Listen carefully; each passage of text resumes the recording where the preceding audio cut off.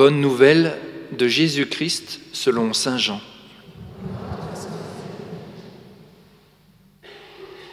En ce temps-là, Jésus disait à ses disciples, « Comme le Père m'a aimé, moi aussi je vous ai aimé. Demeurez dans mon amour. Si vous gardez mes commandements, vous demeurerez dans mon amour. Comme moi, j'ai gardé les commandements de mon Père et je demeure dans son amour.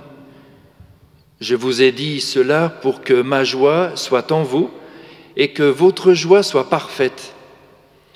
Mon commandement, le voici. Aimez-vous les uns les autres comme je vous ai aimés. Il n'y a pas de plus grand amour que de donner sa vie pour ceux qu'on aime. Vous êtes mes amis si vous faites ce que je vous commande. Je ne vous appelle plus serviteur, car le serviteur ne sait pas ce que fait son maître. Je vous appelle mes amis, car tout ce que j'ai entendu de mon Père, je vous l'ai fait connaître. Ce n'est pas vous qui m'avez choisi, c'est moi qui vous ai choisi et établi afin que vous alliez, que vous portiez du fruit et que votre fruit demeure. Alors tout ce que vous demanderez au Père en mon nom, il vous le donnera. Voici ce que je vous commande, c'est de vous aimer les uns les autres. » Acclamons la parole de Dieu. Louange à toi, Seigneur Jésus. Vous arrivez au terme de ces 2 jours riches de rencontres, de témoignages, de réflexions, de prières, de phrases fortes que vous emporterez dans votre cœur. Et nous voici maintenant ensemble en Église, rassemblés au nom du Christ ressuscité, vivant, pour écouter sa parole, goûter sa présence, nous laisser rejoindre par lui. Et nous le faisons dans ce temps de prière sans oublier tous ceux et celles avec lesquels vous vivez habituellement, que ce soit dans vos familles, dans vos lieux de travail, dans vos engagements, dans vos amitiés. À vrai dire, je pense que c'est à cause de votre foi que vous êtes venus à Marseille. On ne vous a pas laissé le temps de découvrir les calanques. Peut-être pourrez-vous le faire cet après-midi.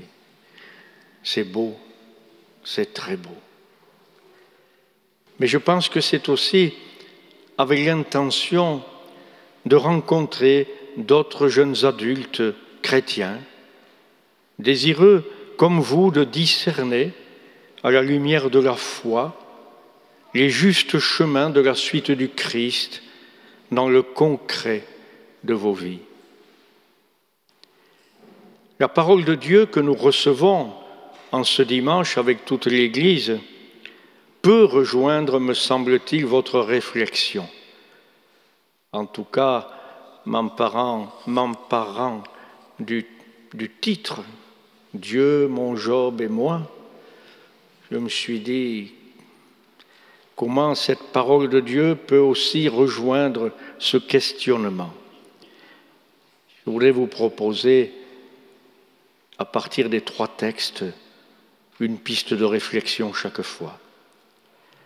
Lisant et méditant le récit des Actes des Apôtres que nous venons d'entendre, cette rencontre de Pierre qui est conduit par la force de l'Esprit vers Corneille, ce centurion de l'armée romaine,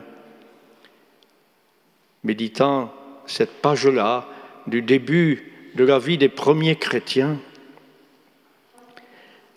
nous devons regarder comment cet événement a été si marquant pour eux, si important pour eux.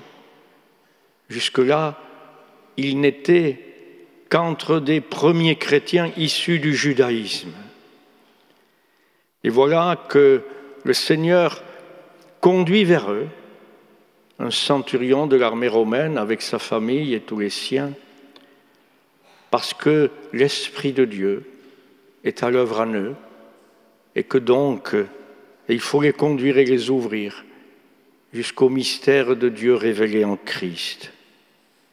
Et pour eux, c'est la découverte que l'Esprit agit au-delà des frontières qu'ils avaient imaginées, au-delà du monde juif dont ils étaient.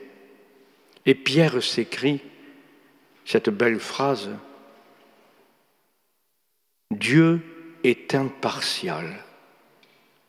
Il accueille, quelle que soit la nation, celui qui le craint et dont les œuvres sont justes. Il faut donc partir du désir de Dieu, de rejoindre tout être humain, et non de notre perception ou de notre conception des choses. Au fond, dans la deuxième lecture, celle du petit passage de la lettre de Saint Jean, était redite la même chose. Celui qui aime est né de Dieu et connaît Dieu. Celui qui n'aime pas n'a pas connu Dieu parce que Dieu est amour. Cela élargit le regard. Nous ne pouvons pas nous enfermer dans des communautarismes. Nous croyons en un Dieu qui se fait connaître par celui qui aime. Et ceux qui aiment ici-bas sont légion et très divers. Quelle respiration que de regarder ainsi nos voisins, nos collègues, nos amis, en rendant grâce pour l'amour vrai qui habite leur vie. Cette attitude nous rend prêts à être accueillants et ouverts. Je voudrais m'arrêter à un second enseignement de la parole de Dieu de ce jour. Il tourne autour, vous l'avez entendu et re-entendu, surtout dans la deuxième et la troisième lecture, autour de l'appel à aimer que Dieu nous adresse tant à travers cette lettre de Saint Jean qu'à travers l'extrait du discours de Jésus avec ses amis. Mon commandement le voici, aimez-vous les uns les autres comme je vous ai aimés. On le sait par cœur. Voilà le commandement de Jésus, celui qui nous permet en fait de demeurer en lui. Et voilà bien ce qui éclaire l'interrogation sur nos vies tout au long de notre existence. Aujourd'hui, est-ce que j'aime comme lui m'a aimé et nous a aimés et nous aime? Quel amour je déploie dans ma famille aujourd'hui, dans l'exercice de ma profession, dans mes engagements divers. Cette question de l'amour est difficile. On voit bien qu'elle interpelle nos relations interpersonnelles, mais ça ne suffit pas. On voit bien qu'elle interpelle aussi la manière dont nous prenons part à la construction de ce monde. Est-ce que par nous et grâce à nous, il y a un peu plus d'amour, oui ou non? Y a-t-il place en ce monde pour tous ou seulement pour quelques-uns? Se construit-il ce monde à partir des plus faibles ou à partir des plus forts? La réponse à ces questions ne peut être simpliste, mais la complexité des réalités ne doit pas nous dispenser de la poser et de la poser sans cesse. Et que c'est sûrement de cette manière-là que nous, les chrétiens, nous devons jouer notre partition dans le concert des débats de société d'aujourd'hui. Rappeler sans cesse et sans cesse cela. Fait-on advenir la civilisation de l'amour ou celle de l'indifférence, de l'individualisme, du mépris, des peurs, des oppositions, de l'enrichissement personnel?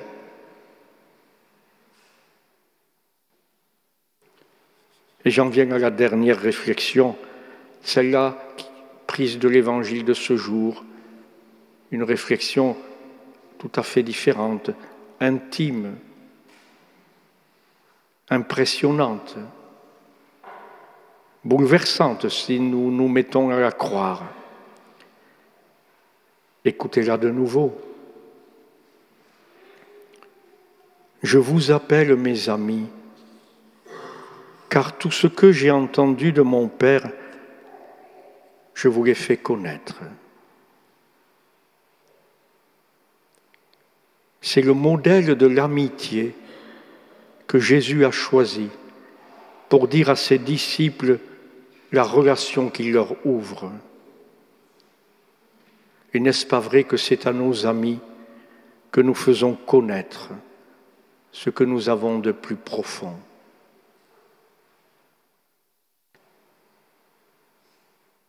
Christ vous veut pour amis.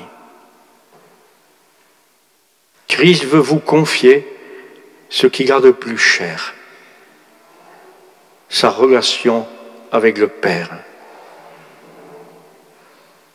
La pire des épreuves dans la vie humaine est bien de ne pas avoir d'amis. Et Christ se propose pour être notre ami, votre ami. Et mieux encore, écoutons-le dire toujours à ses disciples, « Ce n'est pas vous qui m'avez choisi, c'est moi qui vous ai choisi et établi afin que vous alliez, que vous portiez du fruit et que votre fruit demeure. » Extraordinaire. Ce n'est pas vous qui m'avez choisi, c'est moi qui vous ai choisi. C'est lui qui vous a choisi. C'est lui qui vous choisit. Quel émerveillement et en même temps, quelle confiance nous fait-il? Quelle responsabilité nous confie-t-il? Il compte sur nous pour que nous portions des fruits dans nos vies.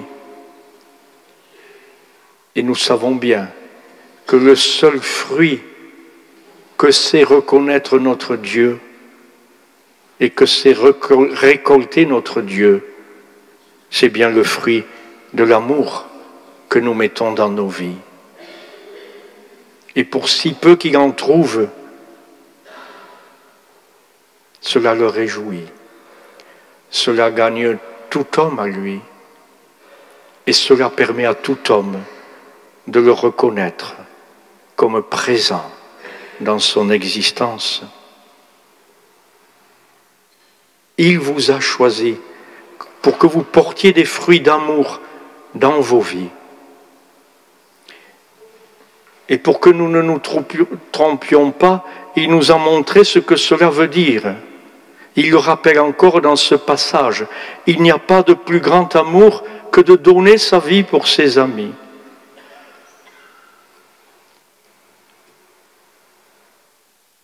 On pourrait penser que cette phrase est restrictive. Donner sa vie pour ses amis. Mais comme lui, nous sommes appelés à aimer tout homme comme un frère. Comme lui, avec lui, grâce à lui, nous sommes appelés à donner notre vie pour tout homme. J'ose pas dire pour n'importe quel homme, ou plutôt pour celui que nous considérons comme n'importe qui, ce qui est bien une part de la réalité de nos vies. Alors, chers amis, dans cette Eucharistie, nous allons faire mémoire de la manière dont il nous a aimés jusqu'au bout. Et nous allons puiser en lui la force d'aimer à notre tour comme il a aimé. Qu'il nous remplisse de joie, de bonheur, lui qui nous redit ce matin, je vous appelle mes amis.